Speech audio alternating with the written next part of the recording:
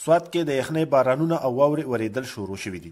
د سوات سیلانۍ سیمه ملمجبه چې د مرکزي ښار نیګورې نه 40 کیلومتره لرې ده او د واورو لپاره مشهوره ده، د 2 ورځو نه پکې واورې ورېږي. مقامي او غیر مقامي ولس د سیمې مخه کړې. سیلانیان ملمجبه کې مستی هم کوي او د واورو څخه خوندونه هم اخلي. د کوهاټ سره تعلق لرونکی ډاکټر ساجد وایي برودکاسټ نه پته ولګوي در برودکاسټ نه چې ملمجبې کې واوره شوې ده. موږ ملګرو ته وي چې راځئ چې لاړ شو او د موسم د انجوای کو ډېره مزه ده. سنوپال دی هر طرف پوه شو، ځمکه سپینه سپینه ډېره مزه کوي.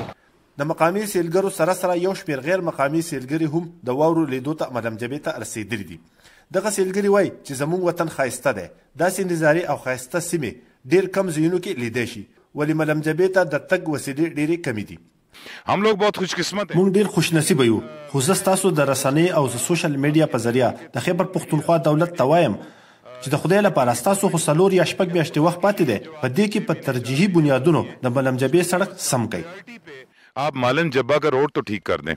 د سوات چارباغ سره تعلق لرونکی د موټر ډرایور محمد رحیم وایي چې میلمانه مې د سوات واورو لیدو ته ملمجبې ته راوستلي دي او داسې یو شمېر سیلانیان راتلل غواړي.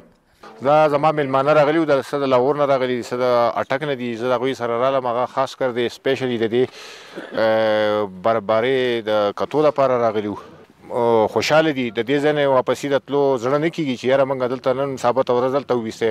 د سوات ملمجبه سیمه چې د سطحي سمندر نه 9000 فوټه چوته ده او هر کال د دسمبر نه تر مارچه پورې دې سیمه کې واورې کیږي او بیا هم دغه سیمه کې په واورو د ځغل لوبې هم هر کال کولی شي.